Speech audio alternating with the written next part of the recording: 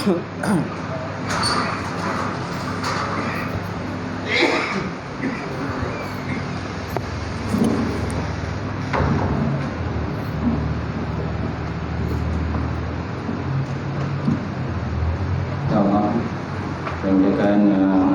malam ni sama-sama membaca kitab ila hadratin Nabi Muhammad Mustafa Rasulullah sallallahu alaihi wasallam wala al-kiram wa ashab ridwan sallallahu al-fatihah.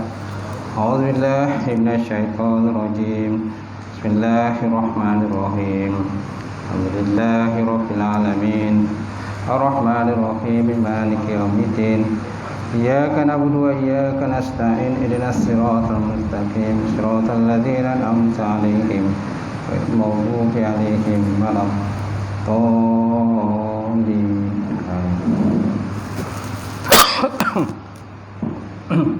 Assalamualaikum warahmatullahi taala wabarakatuh. Alhamdulillah wahdah saraqa wa'dah wa nasara 'abdah wa 'azza jundahu wa hazamal ahzaba wahdah. Asyhadu an la ilaha illallah wahdahu la syarika lah wa asyhadu anna Muhammadan abduhu wa rasuluh. Allahumma salli wa sallim ala sayyidina wa nabiyina wa habibina wa syafiina wa zuhrina wa maulana Muhammad imamil muttaqin wa qadudul jahilin wa ala alihi wa sahbihi wa man da'a bi da'watihi wa sanna bi sunnatihi ila yaumil Rabbi shrah li sadri wa yassir li amri wa hlul 'uqdatam min lisani yafqahu qawli. Subhanaka la ilma lana illa ma 'allamtana innaka antal alimul hakim. Wala haula wala quwwata illa billahil aliyyil azim. Qala Allah Subhanahu wa ta'ala fi kitabil azim. A'udzu billahi minasy syaithanir rajim. Bismillahirrahmanirrahim. Ya ayyuhalladzina amanu taqullaha wa tanzur nafsun ma qaddamat lighad wattaqullaha innallaha khabirum bima ta'malun. Sadaqallahul azim. Maksudnya, wahai orang beriman, takutlah kamu kepada Allah Subhanahu wa taala dan perhatikanlah apa-apa yang kamu persiapkan untuk hari akhirat ataupun hari esok. Dan takutlah kamu kepada Allah Subhanahu wa taala. Sesungguhnya Allah Ta'ala itu maha meliputi terhadap apa-apa yang kamu kerjakan. Waqala Nabi sallallahu alaihi wa ala alihi wasallam, "Majuridullahu bihi khairan yufaqihu fiddin." Maksudnya, barang siapa dikenaki oleh Allah Ta'ala akan kebajikan dan saya diberikan kepahaman di dalam bidang agama. Nawaitu ta'allum wa ta'lim wa tazakkur wa tazkir wa nafa wa intifa' wal ifadata wa istifadah wal hasa 'ala tamassuki bi kitabillahi wa sunnati rasulih wa du'a ila al-huda wa dalalati 'ala khairi ibtigha'a wajhillah wa mardatihi wa qurbihi wa sawabihi subhanahu wa ta'ala. Insyaallah silakan Al-Fatihah imam kita. Lupa juga yang semulakan Al-Fatihah Tuan Bilal.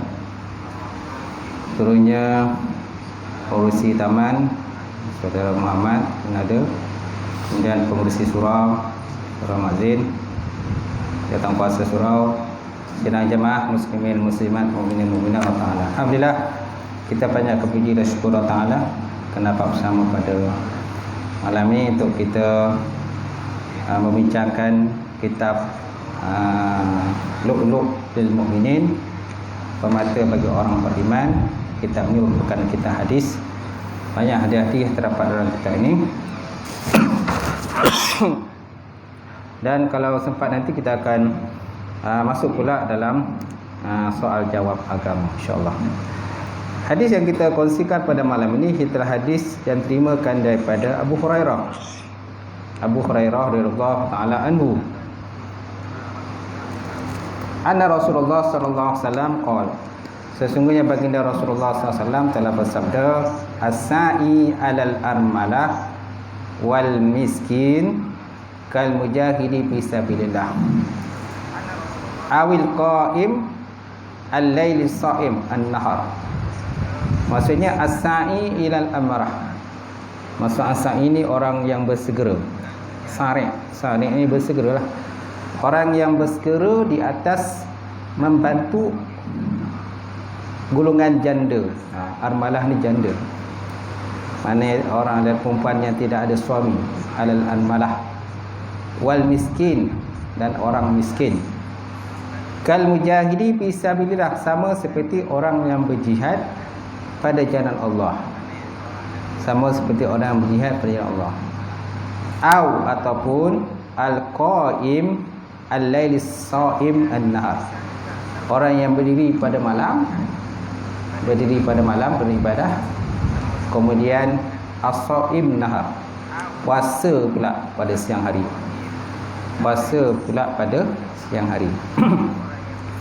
Saya rasa hadis ni tuan-tuan pun pernah mendengar hadis ni. Hadis ni tentang kelebihan menolong ataupun membantulah golongan-golongan. Yang pertama, ibu tunggal. Armalah ni golongan ibu tunggal, golongan yang tiada ada suami. Wal miskin, dan golongan miskin. Mana ada dua golongan yang perlu dibantu, disebut oleh baginda Rasulullah SAW di sini. Perbandingan orang yang membantu ini pula, kal mujahid fi sabilillah, sama seperti orang yang berjihad pada jalan Allah Subhanahu Wa Taala. Jadi Nabi nak menyatakan tentang perbandingan, comparison, perbandingan antara orang yang membantu tadi, orang dengan orang berjihad. Kalau kita lihat daripada satu sudut, orang berjihad ni tentulah lebih besar pahalanya lah. Apalagi kalau orang yang pergi perang, orang yang terlibat dalam peperangan, melawan golongan kafir, musyrikin. Kalau zaman Nabi itu musyrikin Mekah lah, seperti golongan Abu Jahal, Abu Lahab dan sebagainya. Kalau kita lihat di situ, besarlah pengorbanannya, kerana dia melibatkan bukan sahaja tenaga, malah nyawa pun terlibat. Silap-silap bulan, nyawa pun melayang. Cuma bezanya berjihad pada Allah Ta'ala tak samalah dengan berjihad ataupun perang pada orang kafir. Orang kafir berperang hanya semata-mata untuk, contohnya, mendapatkan jawatan, mendapatkan pangkat, mendapatkan supaya orang-orang, supaya mereka masih mempunyai pengikut-pengikut, supaya mereka masih ada pengikut. Di samping itu, matlamat utama bagi orang kafir ini ialah menghancurkan Islam lah. Betul tak? Matlamat utama orang kafir ini menghancurkan Islam lah. Itu matlamat mereka yang paling utama. Sampai ada matlamat-matlamat lain. Berbeza dengan orang yang berjihad pada Allah Ta'ala dalam peperangan. Mereka sudah tentu mempertahankan Islam, dan kalau mereka mati pula, mereka mati syahid. Jauhlah perbezaan itu. Perbezaan ni bukan macam langit dengan gunung lah perbezaan dia. Tetapi walaupun begitu, Rasulullah SAW menyatakan bahawa pahala itu, orang berjihad tadi sama seperti orang yang as-sa'i tadi. As-sa'i adalah armalah wal miskin, orang yang bersegera membantu golongan-golongan ibu tunggal ataupun orang-orang yang miskin. Cuma pada zaman sekarang ni, golongan ibu tunggal ni dia berada macam-macam kategori. Macam-macam kategori kan. Ada yang ibu tunggal tapi kaya raya. Dia ibu tunggal tapi kaya, pencen tak habis-habis, duit banyak. Dan ada yang ibu tunggal kehidupannya sederhana lah. Sederhana, tak terlampau kaya dan tidak terlampau miskin. Dan ada golongan ibu tunggal ni memang miskin. Anak pula ramai. Anak contohnya 7-8 orang berderet anak. Gitu. Lepas tu dia tidak ada pendapatan tetap. Kais maki, makan pagi, kais petang, makan petang. Kemudian yang bekas suami pula, awak tak tahu je. Lantak langkau terpulang kau macam mana kau nak hidup. Jadi suami akan menyalahkan isteri. Kaulah menyebabkan berlakunya perceraian. Yang isteri pula menyalahkan suami. Suamilah menyebabkan berlakunya perceraian. Masing-masing akan salah menyalahkan di antara satu sama lain. Biasalah tu dalam asam garam dalam kehidupan berumah tangga, biasa akan berlaku begitulah. Macam tu. Jadi maksud bantu di sini ialah bantu golongan armalah, golongan ibu tunggal, yang makna memang dia miskin. Memang dia miskin, memang dia susah. Orang macam itulah yang kena bantu. Kawan Mazin, macam itulah yang kena bantu. Bagikan sumbangan dan sebagainya. Maaflah tersebut Abang Mazin. Wal miskin dan golongan miskin. Mana miskin ni, kalau sebut dalam kitab fiqh, orang miskin ni ialah seseorang yang mana perbelanjaan hariannya contohnya RM100. Perbelanjaan hariannya RM100. Tetapi yang dia mampu untuk mendapatkan perbelanjaan itu ialah contohnya RM70. RM70 je. Sedangkan keperluannya ialah RM100. Maka dinamakan sebagai orang miskin. Orang miskin. Orang miskin ni dia umum, sama ada lelaki atau perempuan. Lelaki pun ada juga miskin, orang perempuan pun ada miskin. Kalau guru amalah tadi, dia khusus kepada golongan perempuan saja. Dan miskin pun ada juga yang miskin tegar, miskin tak tegar. Miskin tegar, miskin tak tegar, memang piau miskin lah. Yang mana boleh jatuh mungkin kemungkinan kalau fakir pula. Mana golongan fakir ni kalau keperluannya contohnya satu hari RM100, dia hanya mampu mendapat kemungkinan RM50 ataupun RM40 dia dapat. Jadi jauh bezalah dengan golongan miskin. Kalau kita lihat pada definisi, kan, definisi fakir ataupun miskin. Ada yang fakir dan miskin. Ada yang miskin saja tanpa ada fakir. Jadi golongan ini kata Nabi Muhammad SAW, maka apabila kita mendengar perkara tadi, kan, diviralkan dan sebagainya, maka kita naklah cepat segera bantulah. Tapi janganlah semata-mata tunggu viral. Banyak zaman sekarang ni tunggu viral. Bila dah viral, masa itulah masing-masing bekerja berlelah untuk bantu, untuk tolong apakah keperluan dan sebagainya. Bila tak diviralkan, macam-macam pun buat tak tahu je.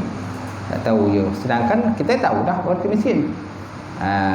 Jadi kita jangan tunggulah orang kata benda tu diviralkan, dimasukkan, dipublishkan dan sebagainya, barulah kita nak pergi tolong.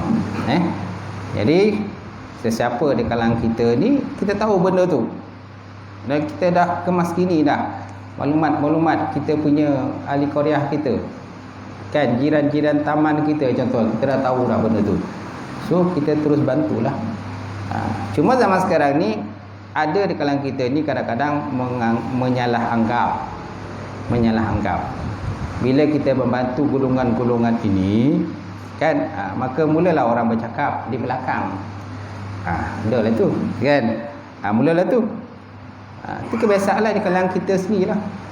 Kalangan sendiri orang Islam memang dia suka bercakap macam tu. Suka membantu. Apalagi kalau benda tu dipublishkan lagi. Banyaklah dia punya fitnah-fitnah, kan, dugaan-dugaan dan cabaran-cabaran yang akan dihadapi. Berbeza pada zaman baginda Rasulullah sallallahu alaihi wasallam. Kalau tuan-tuan lihat pada zaman Nabi, Nabi berjalan bersama dengan golongan-golongan janda, betul tak? Nabi berjalan dengan anak yatim. Nabi berjalan dengan golongan-golongan janda. Jadi pada zaman Nabi masa tu tak berlaku lah fitnah macam ni. Zaman sekarang jangan berjalan dengan janda, orang akan cakap, boy. Jalan dengan ibu tunggal, orang apa akan cakap. Mulalah orang tutu dia dan sebagainya. Itu senario lah. Senario yang berlaku pada zaman sekarang, yang mana itu salah satu daripada cabaran-cabaran bagi orang yang nak membantu golongan-golongan tersebut. Jadi kata baginda Rasulullah SAW, orang yang membantu golongan-golongan armalah ni, orang miskin ni, kal mujahidi fi sabilillah, seperti orang berjihad pada jalan Allah Subhanahu wa taala. Au qaim al-lail, ataupun seperti orang yang berdiri pada malam. As-shaim an-nahar. Siang pula dia puasa. Bayangkanlah tentang bagaimana orang yang pahalanya berjihad pada Allah. Sudah tentu pahalanya besar. Begitu juga orang yang berkiam pada waktu malam. Bangun malam, kan, beribadah. Ketika orang semua tengah tidur, dia bangun, mengangkat sembahyang, kat wuduk, solat sembahyang sunat 2 rakaat, sembahyang tahajud. Kemudian siang pula dia berpuasa. Tuan-tuan bayangkanlah tuan-tuan, besarnya pahala yang akan disediakan oleh Allah Subhanahu wa taala.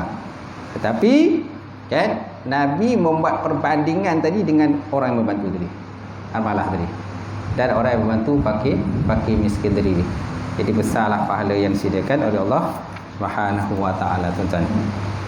Di sini ada satu dua cerita diriwayatkan daripada Abdullah bin Al-Mubarak, seorang tokoh ilmu hadis. Banyak sekali memberikan sedekah sehingga sedekahnya melebihi daripada 100,000 dinar. 100,000 dinar setahun.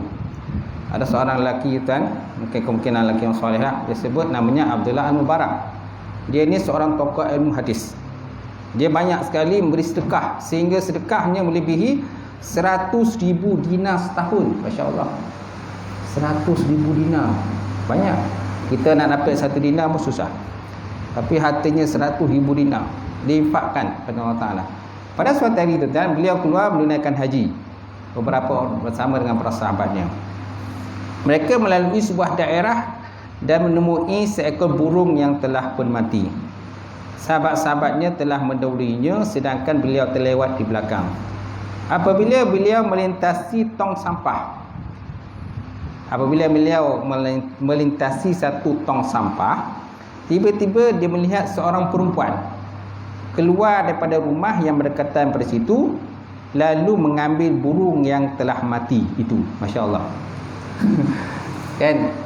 Jadi Abdullah Mubarak ni bersama sahabatnya, dia kaya lah, jadi suka bersedekah. Satu hari dia pergilah pada satu tempat, kan, bersama dengan sahabat dia. Dia lalu satu tempat tu, dia satu daerah, dia nampak seekor burung telah matilah. Sebab mati tak pasti, mungkin aksiden pun mati juga. Burung aksiden, kan. Biasa kadang-kadang kita tengah malu burung melintas. Burung kita tengah malu burung melintas, memang tak dapat elak lah. Yang kebau pendek pun ada juga, kebau pendek melintas, tak apa elak lah. Kita lah kena langgar. Kalau tak langgar, kita masuk dalam somak je. Kalau kita tak langgar.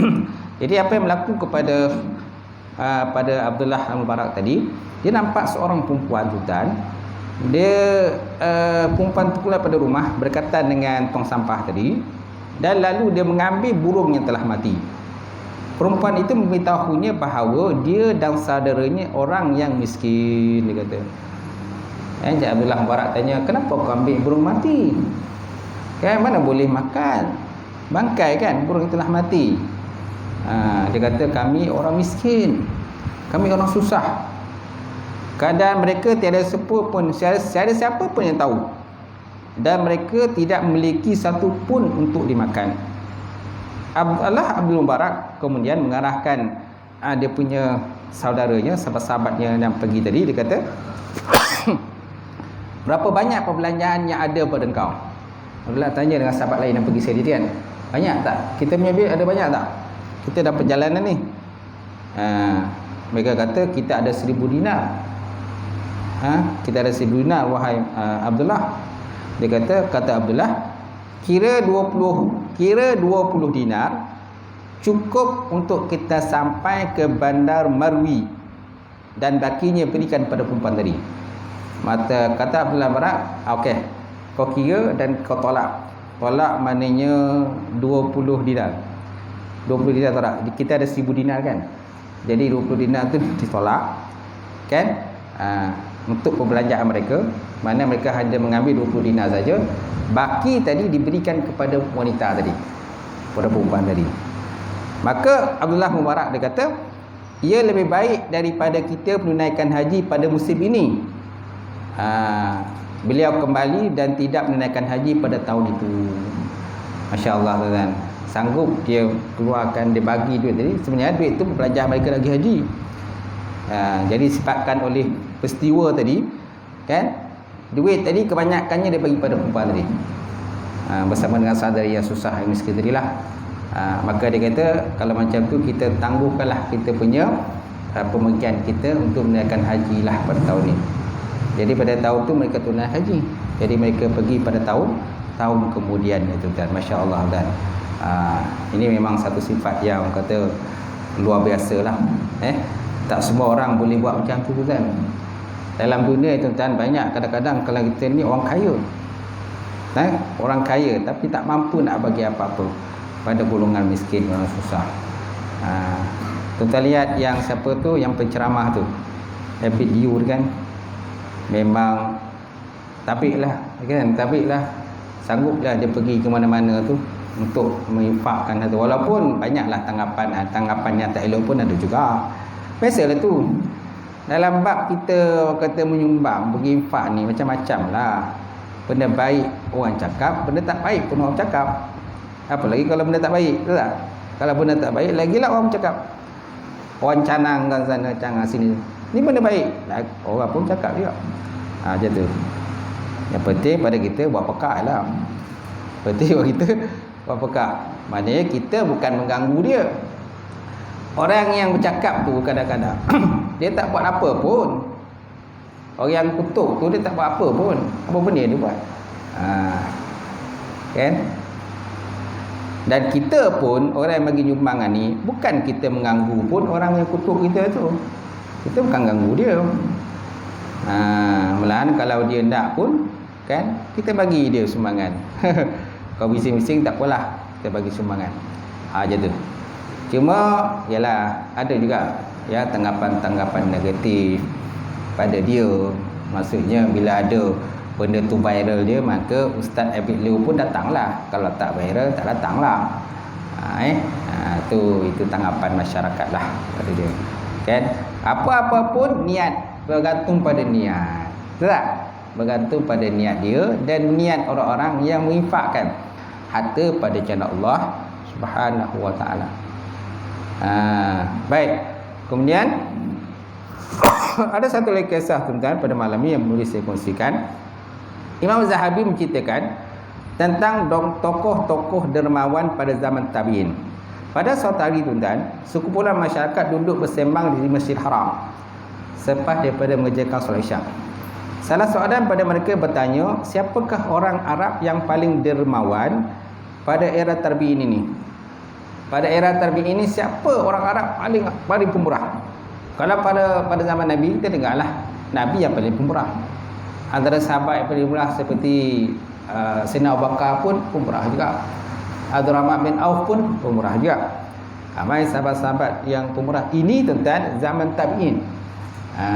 Dia ada zaman tabi'in, zaman tabi'in dan sebagainya. Jadi kemudian seorang lelaki kata, tabi'in yang paling dermawan pada zaman sekarang ialah Abdullah bin Ja'far bin Abu Talib. Abdullah bin Ja'far bin Abu Talib, anak kepada Ja'far At-Tayyar. Seorang lagi berkata, orang Arab paling dermawan ialah Qais bin Sa'ad bin Ubadah. Seorang lagi berkata, orang Arab paling kaya ialah Urabah Al-Alusi. Urabah Al-Alusi. Mana ada 3 orang yang terkenal sebagai orang yang kaya dan dermawan. Orang yang dermawan. Ini dermawan. Pertama Abdullah bin Ja'far bin Abu Talib. Yang kedua Qais bin Sa'ad bin Ubadah. Yang ketiga Urabah bin Alusi. Jadi mendengar pada perkataan tadi, maka ada cadangan di kalangan orang-orang tokoh-tokoh Arab masa itu yang duduk pada Makkah masa itu, Masjidil Haram. Dia kata, nak tak kita lantik seorang, masing-masing lah lantik. Contoh kita ada 3 orang dermawan ni, kita lantik 3 orang. Kita lantik 3 orang pergi jumpa ketiga-tiga orang ni, kan? Dan berlakon, kita berlakon seperti orang fakir. Berlakon berpura-pura menjadi orang fakir dan orang susah. Pergi jumpa 3 orang, nanti kita tengok siapa yang paling dermawan. 3 ni dermawan, tapi siapa paling dermawan? Ini persoalan dia. Lalu pun maka seorang ditugaskan menemui Abdullah bin Ja'far. Dia memakai pakaian buruk dan compang-camping. Dia terus pergi untuk menemui Abdullah bin Ja'far. Jadi ada seorang lelaki ditugaskan pergi jumpa Abdullah bin Ja'far. Dia pun ditugaskan untuk berlakon macam orang susah lah, miskin. Maka dia pun pakailah baju yang compang-camping, baju bubu kan. Maka dia pergilah jumpa Abdullah bin Ja'far. Setiba di Madinah, dia dapati Abdullah bin Ja'far ni dia sedang menunggang seekor kuda menuju ke Syam. Mereka jumpa Abdullah Ja'far ni tengah kuda. Dia dalam perjalanan ke negeri Syam. Lelaki tadi itu terus menghalang perjalanan Abdullah bin Ja'far. Melihat keadaan tadi, Abdullah bin Ja'far berkata, sekiranya kamu mendatangi aku ketika aku berada di Madinah, tentu aku memberikan seluruh permintaanmu ini. Jadi laki-laki itu tahanlah. Lahanlah perjalanan Abdullah tadi. Maka dia berpura-pura minta sumbangan, minta duit, kan? Jadi pun minta sedekah. Apa kata Abdullah bin Ja'far? Dia kata, sekiranya kamu datang pada aku ketika aku masih di Madinah, tentu aku berikan apa yang kamu nak. Apa yang nak boleh. Sekarang ni aku dalam perjalanan, kata. Sekarang yang harta yang ada pada diriku hanyalah seekor kuda dan sebilah pedang. Sedangkan aku nak bersapi ke negeri Syam. Kalau begitu, ambil saja kuda ini. Demi Allah, mulai sekarang aku tidak akan menunggang kuda lagi. Kemudian Abdullah bin Ja'far duduk di sebatang pokok menanti rombongan musafir yang lain yang menuju ke negeri Syam untuk berniaga, dengan harapan mereka sudi membawanya ke negeri Syam. Lelaki tadi terus mengambil kudanya dan kemudiannya membawanya ke Mekah. Masya Allah. Dapat kuda. Saya tak dapat seekor kuda. Seekor kuda pun harga berapa kan? Joki tu lah dia. Dapat seekor kuda, bawa balik ke Mekah. Tak ada dipandang Abdullah bin Ja'far tu. Yang motor dia. Ini sifat dermawan yang ada pada Abdullah bin Ja'far. Kemudian ada seorang lelaki pula tadi ditugaskan untuk bertemu dengan Qais bin Sa'ad bin Ubadah. Dia pun pergilah menuju ke rumah Qais. Setibanya di hadapan rumah Qais di Madinah, dia terus mengetuk pintu. Dan tidak lama kemudian seorang pembantu Qais datang menghampiri pintu daripada luar. Lelaki tadi menjawab, aku adalah lelaki fakir, aku miskin. Aku sedang ni nak datang berjumpa dengan Qais bin Sa'ad bin Ubadah. Dia ada rumah tak? Saya nak minta lah duit apa-apa kan, tak sedekah. Kemudian pembantu rumah tadi kata, tuan saya adalah Qais sedang tidur, tapi ambillah saja wang 1,000 dinar. Ini untuk keperluan kamu. Masya Allah, tuan. Pembantu rumah bagi 1,000 dinar. Qais masa tu dia tengah tidur. Dia kata tuan saya tengah tidur. Tapi saya ada duit 1,000 dinar. Tak apalah, saya bagi engkau 1,000 dinar. Pembantu rumah tadi berkata, tuan saya sedang tidur, tapi ambil saja 1,000 dinar untuk keperluanmu. Dengan hatinya berbisik dengan penuh kehairan, seorang pembantu rumah berani menginfakkan harta sebanyak 1,000 dinar. Lantas bagaimana pula dengan Qais? Masya Allah. Kalau Qais saja, pembantu pun boleh infakkan 1,000 dinar. Bayangkanlah dia punya Qais pula, tuan rumah pula. Sudah tentu dia akan bagi lebih lagi. Sebab apa? Qais ni memang terkenal, dia seorang dermawan, dia seorang pemurah. Masya Allah. Kemudian lelaki ketiga. Kemudian ada seorang lelaki ketiga ditugaskan untuk bertemu dengan Urabah bin Alusi yang terkenal dengan seorang dermawan. Lalu dia pergilah berlakonlah macam tadi. Lakon sebagai orang yang susah, orang miskin, orang fakir, saya tak ada duit, tak ada makanan dan sebagainya lah. Ketika itu Urabah sedang keluar dari dalam rumahnya untuk mengerjakan solat asar, dan ditemani dengan 2 orang hamba sahaya. Masa tu Urabah Alusi ni dia keluar dari rumah. Kemudian dia ada hamba 2 orang yang temanilah nak pergi sembahyang asar. Dan Urabah ni dia seorang buta. Masya Allah, dia buta. Dan sememang dia memerlukan 2 orang pembantu lah untuk pergi sembahyang asar. Masya Allah. Buta tuan-tuan, pergi sembahyang asar. Sembahyang asar tentulah di masjid atau di surau lah, di madrasah dan sebagainya. Bayang tuan-tuan, orang buta. Kita yang celik terang-terang ni nampak alam surah alam ni, tak nak pergi datang rumah Allah, tak nak ziarah rumah Allah, kan? Tak datang ke masjid, ke surau dan sebagainya. Tak tahu nak cakap apalah. Jadi Urabah adalah orang buta dan sememangnya memerlukan 2 orang pembantu. Lelaki tadi terus meminta-minta hadapannya dan berkata, aku adalah orang fakir dan aku datang menemuimu untuk meminta sesuatu daripada kamu. Apa jawab daripada Urabah tuan-tuan? Dia kata, demi Allah, Kan sekarang aku sudah tidak memiliki apa-apa lagi, kerana banyak uang aku telah diinfakkan pada jalan Allah sejak ke belakang ini. Tapi sudikah engkau menerima 2 orang hamba sahayaku ini yang masih ada pada aku? Dia kata, aku tak ada duit lagi. Banyak orang aku dah infakkan pada Allah Ta'ala. Yang ada pada aku ni 2 orang hamba je. Ni pun nak pimpin aku pergi masjid. Nak pergi pimpin aku pergi masjid, pergi surau untuk beribadah. Kan? So kalau tak ada macam mana? Kan? Maka lelaki tadi berkata, kalau kamu berikan 2 hamba sahaya ini, siapa lagi yang akan membantu perjalananmu menuju ke masjid nanti? Yang ada aku kat aku ni 2 orang hamba ni. Kan kalau saya bagikan kau macam mana? Ataupun lelaki itu tanya, lelaki itu fakir kata, kalau bagi aku ni, jadi tuan besok nak pergi masjid macam mana? Kalau 2 hamba bagi kat kami, pak saya, macam mana dengan tuan nak pergi masjid? Maka dia kata, Urabah berkata, biarlah aku berangkat sendiri ke masjid. Masya Allah. Biarlah aku pergilah. Kan gelap ke, dunia gelap ke, tak nampak ke, aku tetap pergi ke masjid. Masya Allah, itu jawapannya. Lelaki tadi terus mengambil 2 hamba tadi, kemudian membawa dia pulang ke Mekah. Ketiga lelaki tadi berhimpun dalam Masjid Haram selepas mereka berjaya menjalankan tugas masing-masing. Jadi 3 orang ni baliklah kumpul lah. Jadi seorang tadi kan ditugaskan berjumpa dengan Abdullah Ja'far. Yang kedua tugaskan untuk berjumpa dengan Qais bin Sa'ad. Yang ketiga tugaskan untuk berjumpa Urabah bin Al-Alusi. Jadi setelah masing-masing selesai menjalankan tugas masing-masing, pelakon menjadi orang fakir dan miskin, akhirnya mereka berkumpul semula di Masjid Haram. Bila sampai di Masjid Haram, jadi yang lain pun tanya, macam mana?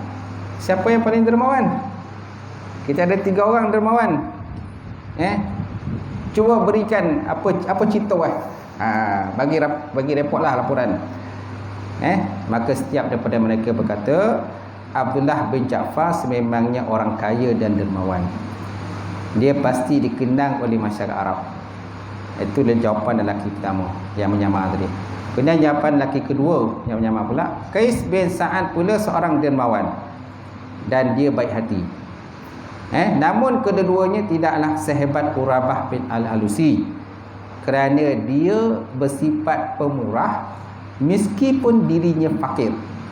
Tambah lagi dia seorang buta dan berjalan ke masjid tanpa siapa pun yang membantunya. Masya Allah, kan?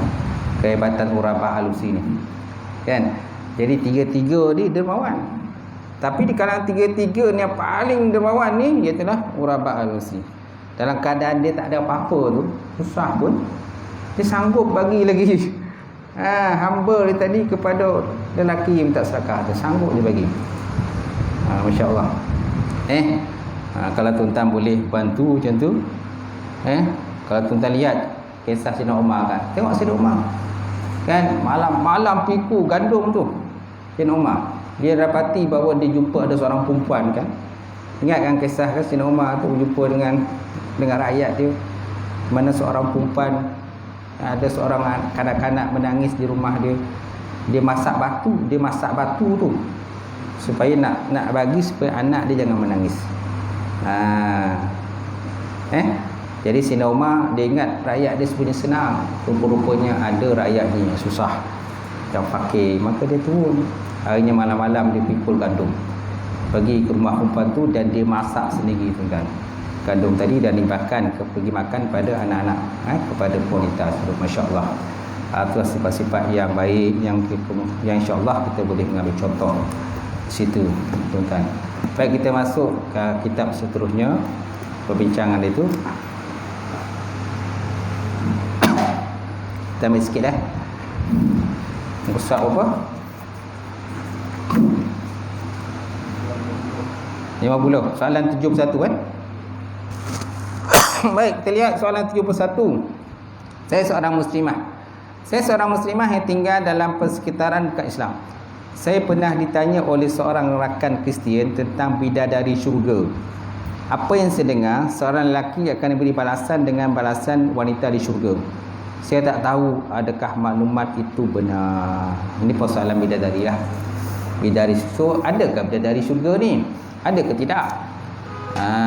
Jawapannya dalam Quran Allah Ta'ala menjelaskan tentang syurga dan apa-apa yang dijanjikan dalamnya serta para penghuninya. Antaranya firman Allah Ta'ala, fiha ainun jariyah fiha sururun marfu'ah wa akwabun mawdu'ah wa namalikum masfufah wa zarabiyu mabsusah. Di dalam syurga itu ada mata air yang mengalir. Di situ juga adanya pelamin-pelamin berhias yang tinggi tempatnya, dan terdapat juga piala-piala minuman yang disediakan untuk mereka, dan bantal-bantal yang teratur dan bantal-bantal teratur untuk mereka berbaring dan bersandar, serta hamparan-hamparan yang terbentang. Ini keadaan syurga lah. Dia menyatakan tentang gambaran terdapat syurga itu adanya mata air, kemudian adanya pelamin-pelamin yang tinggi, piala-piala dan sebagainya. Nampak tak? Jadi kenapa Allah Ta'ala ceritakan, gambarkan syurga tu macam tu?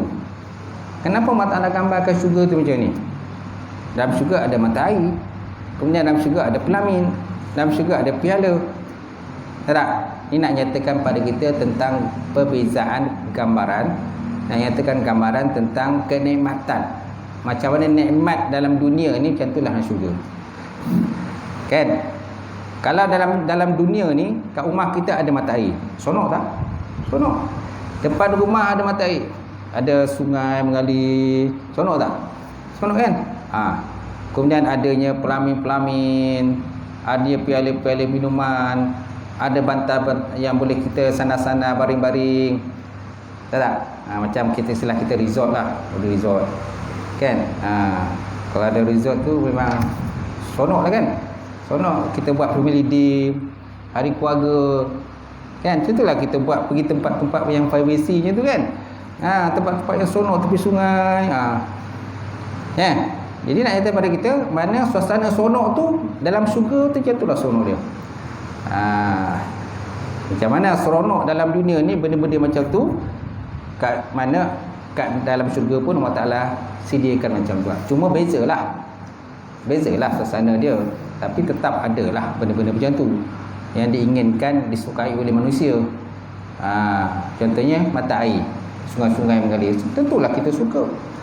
Bantal-bantal yang orang kata yang tersusun ratu, tentulah kita suka. Pelamin-pelamin, malah kita sanggup bayar lebih. Kalau dunia ni kita sanggup bayar lebih, tak kisahlah, jadi sonok buat hari keluarga dan sebagainya. Macam tu. Jadi ayat lain yang menerangkan keadaan syurga sangat banyak.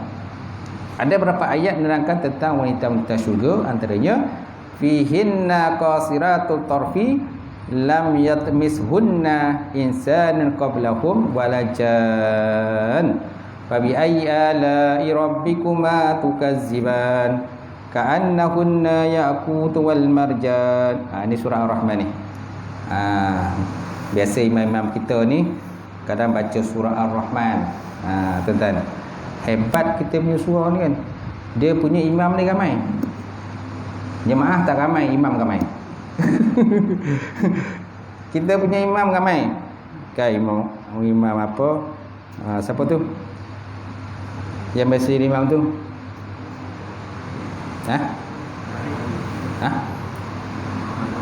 Imam Zahari. Okey, Imam Zahari. Lagi apa lagi? Imam Mazin. Okey, Imam Salih pun ada. Apa lagi? Imam Safari pun ada. Apa lagi? Muhammad pun kadang jadi imam. Subuh sekarang ngaji jadi imam. Siapa lagi? Ramai pun. Abang Dolah saya tak ada. Kalau Abang Dolah ada, dia biasa jadi imam. Ramai botol imam kita ni kan. Macam jemaah tu kuat. Jadi peranannya Abang Mazin lah tu, peranannya supaya tambah kali jemaah kita. Macam tu. Jadi insya-Allah kita sama-sama. Jadi dalam syurga itu terdapat bidadari yang pandangannya tertumpu kepada mereka semata-mata, tak pernah disentuh sebelum mereka oleh manusia dan jin. Maka yang mana satu antara nikmat-nikmat Tuhan kamu yang kamu hendak dustakan. Bidadari-bidadari itu cantik berseri seperti permata delima dan marjan. Seperti permata delima, ka'annahunna yaqut wal marjan. Seperti permata delima dan juga marjan. Surah Rahman. Kemudian dalam surah Rahman juga ayat 72, hurun maksuratun fil khimam, iaitu bidadari-bidadari yang hanya tinggal tetap di tempat tinggal masing-masing. Bidadari-bidadari yang tetap tinggal di tempat masing-masing. Sekarang ni persoalannya, kenapa bidadari? Kenapa Allah Ta'ala sediakan bidadari? Ini persoalannya dah. Kalau tak ada bidadari kan tak apa, janji masuk syurga. Tak ada bidadari pun tak apa, tak kisah. Tapi kenapa Allah Ta'ala sediakan bidadari? Kerana kan kita kaitkan dengan dunia. Dalam dunia ni, siapa yang tak nak? Kalau lelaki lah, siapa yang tak nak wanita yang cantik? Betul tak? Nanti kalau wanita, siapa yang tak nak orang kata lelaki yang sadu, yang sadu, yang handsome, yang soleh lah tu. Soleh, rajin datang ke surau, ke masjid. Macam tu. Siapa yang tak nak? Jadi Allah Ta'ala sediakan macam mana keinginan manusia dalam dunia ni nakkan benda tu, kat syurga pun Allah Ta'ala sediakan benda tu. Cuma berbeza dengan dunia dengan syurga. Kalau di dunia ni perempuan wanita ramai, tetapi mereka itu ada haid, ada nifas, kan, ada buang air kecil, buang air besar. Tapi di dalam syurga tak ada. Dia tidak ada haid, tidak ada nifas, tidak ada tu, tidak ada dan sebagainya, berbeza. Kemudian di dalam syurga tu pula, isteri-isteri itu, bidadari itu hanya dikhususkan untuk suami mereka saja. Mereka tak perlu melayan ramai suami. Kalau dalam dunia ni, contohnya golongan pelacur kan, pelacur, mereka akan melayani ramai lelaki. Kan, sampaikan satu hari kadang 10 orang lelaki di tempat selayan. Jadi beza perempuan dalam dunia dengan perempuan syurga. Kan? Kalau perempuan dalam syurga tu hanya dikhususkan untuk suami mereka sahaja. Tidak ada suami.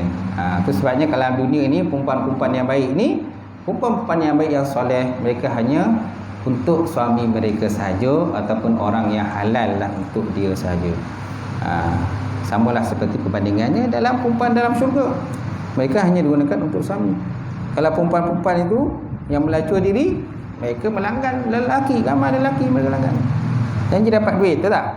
Janji dapat duit. Mereka tak fikirlah bala bencana ke, azab Allah ke, kan, laknat Allah Ta'ala ke, apa benda dia nak fikir. Tak fikir apa. Janji duit, dapat duit. Macam tu. Baik. Hurun maksurun fi himam, iaitu bidadari yang hanya tinggal tetap di tempat tinggal masing-masing. Selain itu, terdapat hadis tentang keadaan wanita syurga yang diceritakan bahawa mereka disediakan hari kiamat untuk orang bertakwa. Antaranya hadis daripada Abu Hurairah bahawa beliau berkata, Rasulullah bersabda, sesungguhnya rombongan pertama yang masuk syurga seperti bulan malam penuh purnama. Ini golongan pertama masuk syurga. Besok akhirat Zuhud, siapa tak ada masuk syurga, InsyaAllah kita mudahan ke masuk syurga lah. Maka golongan pertama, muka mereka seperti bulan malam purnama. Kemudian orang setelah mereka masuk syurga pula seperti bintang yang terang benderang. Mereka tidak kencing, nampak? Mereka tak kencing, mereka tak buang air, tidak meludah, tidak berhingus. Sikat-sikat mereka emas dan bau mereka seperti minyak kasturi. Isteri-isteri mereka terdiri daripada bidadari-bidadari. Bentuk mereka sama seperti bentuk bapa mereka, iaitulah Nabi Adam AS, dengan ketinggian 60 hasta. Masya Allah. Dengan ketinggian 60 hasta. Kemudian daripada Nabi Muhammad SAW, baginda bersabda yang bermaksud kemah di syurga itu yang dibuat daripada mutiara yang tinggi, kadarnya 60 mil. Mil ni tak tahulah berapa kadar dia. Di setiap sudutnya ada isteri bagi seorang mukmin, dan mereka tak boleh dilihat oleh orang lain. Masya Allah. Setiap satu sudut tu ada isteri untuk suami mereka dah. Sediakan sendiri. Dan isteri-isteri tadi tidak dapat dilihat oleh isteri yang lain. Isi-isi tadi, mana mereka dalam satu bilik, dan satu bilik itu satu orang isi, satu bilik satu orang isi. Setiap isteri itu tak dapat melihat kepada isteri yang lain. Jadi mereka itu menanti-nanti akan suami mereka datang menemui mereka. Kemudian hadis tersebut menerangkan tentang wanita-wanita syurga yang disediakan untuk kaum lelaki. Allah Ta'ala menamakan mereka dalam Quran dengan sebutan Al-Hur. Al-Hur maksudnya bidadari. Al-Hur ni jamak daripada Haura. Imam Qurtubi dalam kitab Al-Ahkam dalam kitab Al-Ahkam dia kata, mereka bidadari itu bahkan putih matanya sangat putih dan bahkan hitam matanya sangat hitam. Maka kita beriman dengan hal ini dengan keimanan yang mutlak yang tidak ditembusi sebarang keraguan ataupun kesangsian, dan hal ini terpeteri dalam akidah kita. Untuk kenal lebih jelas, rujuk dalam Sahih Bukhari, kitab Badi' Al-Khaldi, bab sifat syurga jannah, Sahih Muslim bab sifat al-jannah. Itulah tuan-tuan, itulah tentang kata bidadari lah. InsyaAllah akan datang ada lagi persoalan tentang bidadari ni, ada lagi belakang tu. InsyaAllah akan datang sambung lagi lah. Kan, kenapa Allah Ta'ala sediakan bidadari, ada sebut di belakang nanti kenapa disediakan. Kenapa kat dunia ni kan tak ada bidadari, kat syurga besok baru ada bidadari. Wallahu a'lam bisawab wa ilaihi warji'u. Sekadar itulah tuan-tuan perbincangan kita malam ini, sebanyak dengan perbincangan ini akan dapat kita mengisi program kita kuliah maghrib ini. Mudah-mudahan dengan pengajian ini sebanyak akan menambahkan ilmu kita, samping dapat menambahkan lagi pemahaman kita insya-Allah dalam bab agama ini insya-Allah. Wallahu a'lam bissawab. Saya buka soalan sebelum saya tutup, ada tak? Kalau ada.